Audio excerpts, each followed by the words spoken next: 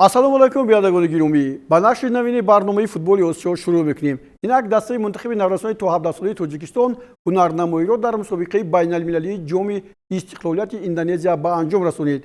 Баъди мусовии аввал бо мизбони мусобиқа дастаи мунтахаби Индонезия бо натиҷаи 2-2 футболбозони тоҷик дар вохӯрии дуюм бо дастаи мунтахаби Малӣ вориди рақобат шуданд. Аслан ин бозиҳо барои ҳамаи дастаҳои ширкаткунанда ба ҳайси омодагӣ ба бозиҳои ҷоми ҷаҳони соли 2025 ки баъди 3 моҳ дар Қатар оғоз меёбад ба шумор меравад. Дар бозии дуввум сармураббии дастаи мунтахаби мо Марко Раҷини ба ҳайати даста 6 тағйирот ворид кард. бозӣ дар оғоз хеле хуб буд ва футболбозони мо дар дақиқаи 15 ба кушодани ҳисоб сарфароз шуданд. баъди зарбаи зебо бо усули қайчӣ ба Асадбек Махтумов муяссар шуд ки тӯбро ба дарвоза задад. то дақиқаи 34 ҳуҷуми футболбозони Малиро муҳофизатгарони мо аҳлона баргардониданд. аммо маҳз дар ҳамин дақиқа Муҳаммад Думбия тавозуни баробариро дар бозӣ гузошт. баъди ин голи задашуда фишори футболбозони Малӣ ки дар ҷоми ҷаҳон дар гурӯҳи Л бо дастаҳои мунтахаби Зеландияи Нав, Австрия ва Арабистони Саудӣ барои рохат аз гурӯҳ мубориза мебаранд хеле афзуд ва Диҷора Раймонд Бомба ки дар бозӣ бо дастаи мунтахаби Ӯзбекистон ҳам ҳетрик карда буд Малиро ба сафи пеш баровард. баъди нимаи дуввум дар ҳайати дастаи мунтахаби Тоҷикистон тағйиротҳо ворид шуданд ва мо чандин фурсатҳои голзаниро барбод додем, вале Сею Дембеле бартарии футболбозони Малиро боз бештар карда голи сеюмро ба нишон расонид. баъди 2 дақиқаи голи сеюм бо иштибоҳи бозигарони мо дар дақиқаи 84 голи чорум ҳам роҳи дарвозаро пайдо кард ва онро Муҳаммад Диаҳара ба номи худ сабт намуд. дар поёни бозӣ кӯшишҳои футболбозони мо натиҷа дод. Назрулло Ашурализода голи дуввуми дастаи мунтахаби Тоҷикистон ва голи дуввуми худро дар ин мусобиқа ба самар расонид. ҳамин тавр дастаи мунтахаби Тоҷикистон бо ҳисоби 4-2 мағлуб шуд.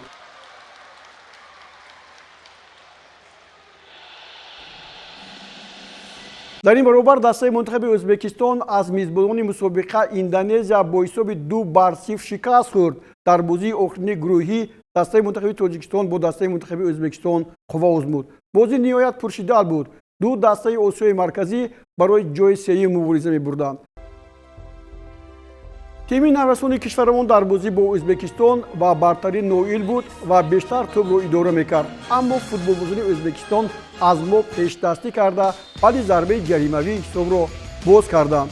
муҳофизатгарони мунтахаби мо дар назди дарвоза тӯбро аз назари худ гум карданд ва Ҷаҳонгирмирзо Октанбоев ҳисобро боз намуд.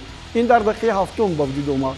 ҳамлагарони мо ҳам баъди ин голи задашуда ба худ омада фишорро зиёд карданд ва ба Абдулло Иброҳимзода шароит муҳайё карданд ки ҳисобро баробар кунад. ин дар дақиқаи 17 вохӯрӣ буд.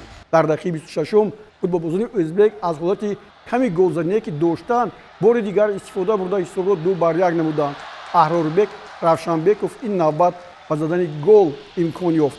партоби аз марказ аз Назрулло Ашурализода гирифтаашро хуб коркар кард ва тӯбро ба дарвоза равон намуд. мунтахаби наврасони Ӯзбекистон голи сеюмашонро дар дақиқаи 34 ба дарвозаи мо заданд.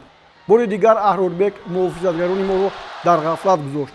дар нимаи дуввуми бозӣ баъди аз пой зада афсонидани Асадбек Махтумов дар майдони назди дарвоза довар ба дарвозаи мунтахаби Ӯзбекистон ҷазои 11 метра таъин кард ва онро Меҳрубон Одилзода ба номи худ сабт намуд. дар поёни бозӣ наврасони Тоҷикистон боз як имконияти голзаниро бо самар истифода бурда ҳисобро 3-3 карданд.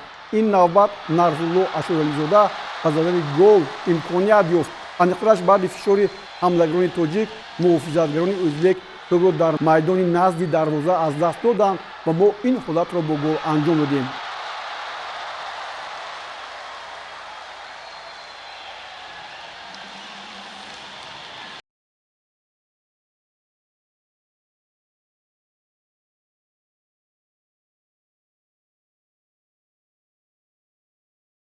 вохӯрии марказии ҷоми истиқлолияти Индонезия бо ширкати дастаҳои мунтахаби Малӣ ва Индонезия гузашт. футболбозони Малӣ бо натиҷаи 2-1 ғалаба карда соҳиби ҷом гардиданд. онҳо дар ҳамаи бозиҳо ба ғалаба ноил шуданд. Индонезия бо 4 имтиёз дуввум шуду мунтахаби Тоҷикистон бо 2 имтиёз мақоми сеюмро ишғол кард ва Ӯзбекистон бо 1 имтиёз дар ҷои охир мавқеъ гирифт. ин ҳафта бозиҳои даври нимниҳоии ҷоми тоҷикистон гузаронида шуданд. эсхати шаҳри хуҷанд вахши бохтарро пазиро шуд. дар варзишгоҳи бисолагии истиқлолияти тоҷикистон дастаҳо дар муқобили ҳам бозии ҷолибе нишон доданд. дар вақтҳои асосӣ ва иловагӣ ғолиб муайян нагардид ва доварон ба зарбаҳои пеналти баъди бозӣ рӯй оварданд. бозии байни дастаҳои эсхата ва вахш ниҳоят тезтун сурат гирифт ва голҳои ниҳоят тез ба дарвозаҳо зада шуданд. гумон буд ки тамошобинон акнун боз ҳам голҳои бештарро мебинанд. баъди ҳуҷуми дурдарози дастаи эсхата ба Санҷар Рихсибоев дар дақиқаи чорум иттифоқ афтод ки ҳисобро боз кунад. ин дар ҳоле рух дод ки дар охирин фурсат Рихсибоев ба тӯри партофтаи Ҳоҷи Абдуманон расид ва онро ба тӯри дарвоза равон намуд. ҳарчанд муҳофизатгари вахш Бенҷамин Амполса ин тӯбро баргардонд, аммо он аллакай ворidi дарвоза шуда буд. баъди 3 дақиқа футболбозони вахш фурсат ёфтанд ки ҳисобро баробар кунанд. Нуриддин Ҳамроқулов муҳофизатгаронро аз худ хафо гузошта моҳирона тӯбро ба ҳадаф расонид.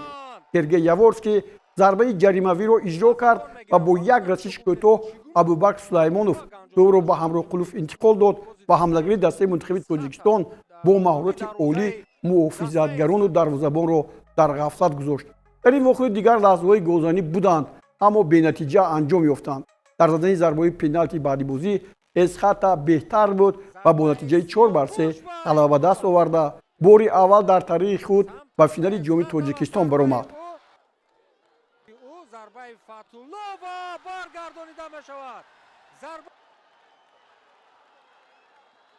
бекзод Саидов зарбаи ӯ гол мешавад ва эсхата дар финали мусобиқаи ҷоми Тоҷикистон аст. дӯстони азиз, дастаи эсхата арзанда ба финали ҷоми Тоҷикистон рӯй ёфт. акнун дӯстони азиз, рӯзи чисто кубковая игра, хорошая игра. Жалко, что у нас рано увалился игрок, но ребята выдержали. Спасибо ребятам за игру, за хорошую игру, за самоотдачу. Не могу никого упрекнуть, но пенальти — это лотерея, поэтому в этой игре нам не повезло.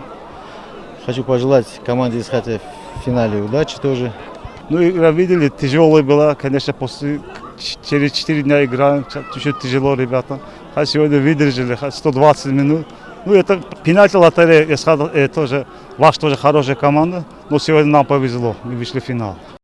дар бозии дуввуми нимниҳоии ҷоми Тоҷикистон дастаҳои Регри Тадас ғолиби ҷоми Тоҷикистон дар соли 2024 ба Равшан дар варзишгоҳи Талко Арена ба ҳам рӯбарӯ шуданд. Регри Тадас ки дар бозии интихобӣ то гурӯҳи Лиги Чемпионҳои Дуи Осиё дар ҳамин майдон аз дастаи аҳли Туркманистон мағлуб шуда буд, ин дафъа дар назди мухлисонаш худро сафед карда ба ғалаба ноил шуд.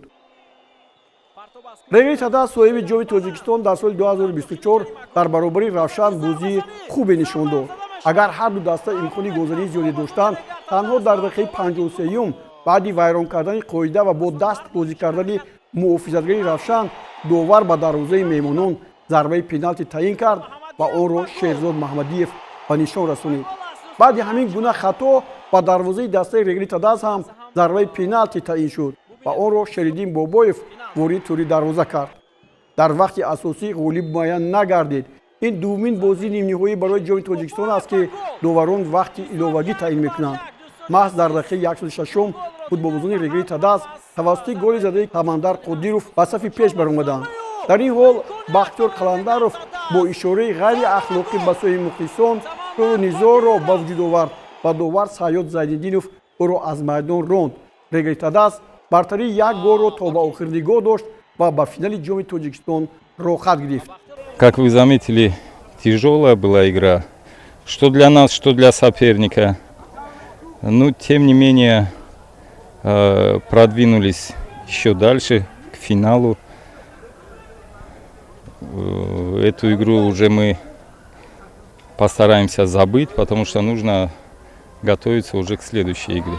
Кубковый матч, поэтому кто использовал свои моменты, нам не хватило реализации, мы создавали моменты и в первом тайме особенно хорошо команда играла, но всегда кто забивает, тот и выигрывает. Поэтому еще раз поздравлю соперника с победой, что они прошли в финал Кубка страны, поэтому пожелайте им удачи и все. акнун дӯстони гиромӣ, дар вохӯрии ниҳоии ҷоми Тоҷикистон ки моҳи сентябр дар варзишгоҳи бисолагии истиқлолияти Тоҷикистон гузаронида мешавад, Эсхата бо Регри Тадас бо ҳам қува меозмоянд.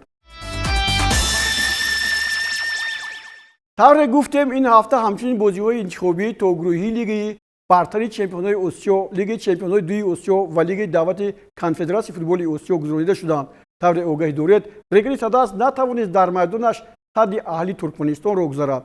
ба қавли мутахассисон, агар регри садас ба бозиҳои гурӯҳӣ рохат мегирифт, кораш душвортар мешуд, аммо ин тавр нест. на ба ҳар даста имкон пайдо мешавад ки бозии интихобиро дар лигаи дуи чемпионҳои осиё бо ҳузури мухлисонашон дар майдонашон гузаронанд. бояд ба қадри он расид. дастаи гоаи ҳиндустон ва персиби индонезия ин фурсатро истифода бурда дар майдонашон асибро 2-1 ва манила дигерро бо ҳамин натиҷа мағлуб карданду рохати бозиҳои лигаи чемпионҳои дуюми осиёро ба даст оварданд. аммо бозӣ бо дастаи аҳал ва регар нишон дод ки сатҳи регри тадаз аз аҳал хеле паст аст. дар дақиқаи 62 меҳмонон зарбаи ҷаримавиро хеле зебо иҷро карданд ва бахтиёр гургенов муҳофизатгарони регар тадазро дар ғафлат гузошта тӯбро ба дарвоза равон кард. баъди 2 дақиқаи ин гол зарбаи ғофилгиру тирвори ним муҳофизатгари нигериягии регри тадаз аз масофаи дур ҳисобро баробар кард. футболбозони регри тадаз аз ин гол рӯ тавони бештар пайдо накарданд ва бори дигар меҳмонон тавассути сулаймон мирзоев голи пирӯзиоварро ба нишон расониданд. регри тадаз акнун дар ҷоми давлати конфедератсияи футболи осиё ширкат меварзад. бозиҳои интихобии лигаи бартари осиё ҳам дар ин пай баргузор шуданд. дар шарқи осиё клуби футболи ченду рокченди чин бар Бангкок Юнайтед бо ҳисоби 3-0 ғалаба карда ба бозиҳои гурӯҳӣ рохат гирифт. дар ғарби осиё бошад, дастаи сипоҳони эрони Ваҳдади Ҳанонов дар баробари Аддуҳайл ба шикаст рӯбарӯ шуд. ин вохӯрӣ дар варзишгоҳи Халифа стадиуми шаҳри Арраён баргузор гардид ва Ваҳдат Ҳанонов дар курсии эҳтиётии сипоҳон ҳузур дошту ба майдон наомад. дар дақиқаи сеюм Муҳаммад Амин Ҳазбавӣ аз дастаи сипоҳон ҳисобро кушод.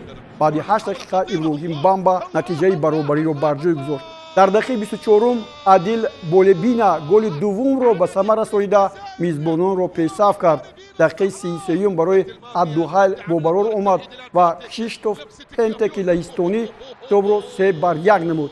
натиҷаи қисми аввал барои ғолиби ин мусобиқаро муайян кардан нақши босазо гузошт ва новобаста ба голи задаи Милод Закирпур дар нимаи дуввум Аддуҳайл бо ҳисоби 3-2 ғалаба карда ба қатори дастаҳои лигаи чемпионҳои бартар шомил шуд. сипоҳон бошад бо Истиқлол дар лигаи дуюми чемпионҳо ширкат меварзад.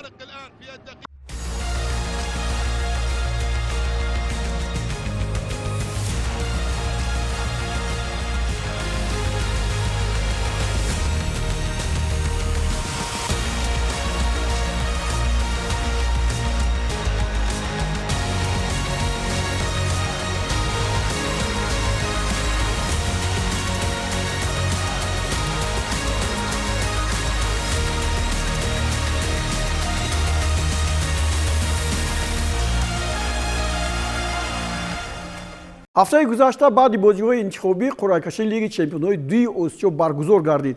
дар натиҷа дастаи Истиқлоли Душанбе ба гурӯҳи Д шомил шуд ва якҷоя бо дастаҳои Ан-Насри Арабистони Саудӣ, Аз-Завраи Ироқ ва Гоаи Ҳиндустон барои рохат ба бозиҳои ҳазфӣ мубориза мебарад. соли дуввум аст ки Истиқлол бо Ан-Наср дар як гурӯҳ рӯ ба рӯи ҳам қарор мегиранд. гурӯҳҳои дигар ба чунин тартиб қуръакашӣ шуданд. гурӯҳи А Алвасли Амороти Муттаҳидаи Араб, Истиқлоли Эрон, Ал-Муҳаррақи Баҳрайн ва Ал-Ваҳдоти Урдун. гурӯҳи Б Ал-Аҳли Қатар, Андиҷони Ӯзбекистон, Аркадаки Туркманистон ва Ал-Халдияи Баҳрайн. гурӯҳи С Сипоҳони Эрон, Ал-Ҳусайни Урдун, Моҳунбагани Ҳиндустон ва Аҳли Туркманистон. бозиҳои гурӯҳӣ аз 17 сентябр шурӯъ мегарданд ва Истиқлол дар даври аввал бо Ан-Наср дар Арабистони Саудӣ қувва месанҷад. توجه داشتن و تو همون بازی تعریفی النصری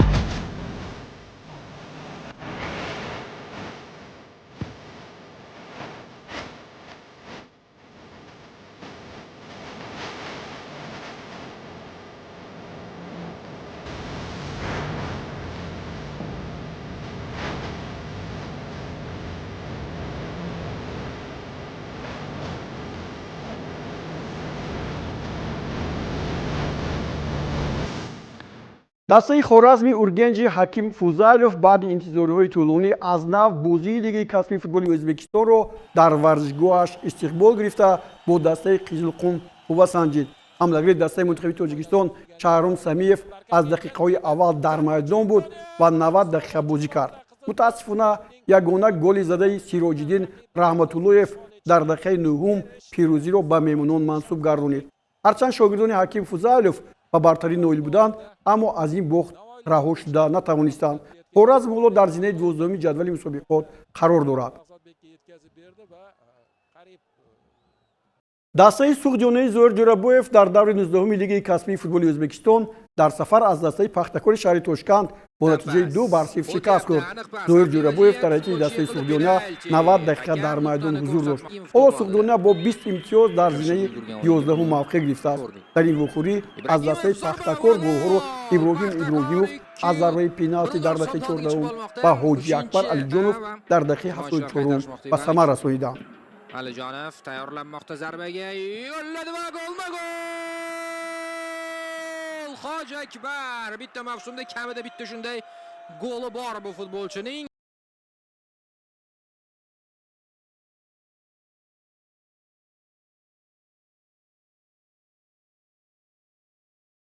дастаи нефтчии Виталий Левченко дар даври 19-ум дар сафар бар Навбаҳори Намангон ки дар зинаи 7-ум ҷойгир шудааст бо натиҷаи 1-0 ғалаба ба даст овард.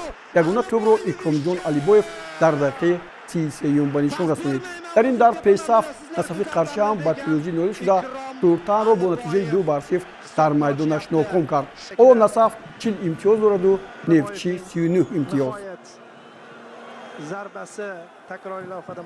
дар даври панҷуми Лигаи касбии Россия дастаи Растои Рустам Ятимов ба дидори дастаи Рубин ба сафар баромад ва бо шогирдони Рашид Раимов қувва санҷид. дар ин вохӯрӣ Рустам Ятимов ду сейфи олӣ анҷом дода Ростовро аз гол наҷот дод. дар як маврид дар дақиқаи 52-ум ба Дмитрий Кабутов муваффақ шуд ки ба дарвозаи Рустам Ятимов гол занад.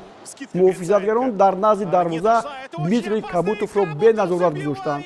дар ин вохӯрӣ Рустам Ятимов корти зард гирифт ва ин сеюмин корти зарди ӯст. ҳоло Ростов дар зинаи 4-думи Премер-лига мавқеъ гирифтааст. Рубин бошад ба зинаи 4-уми ҷадвали мусобиқот роҳ ёфт.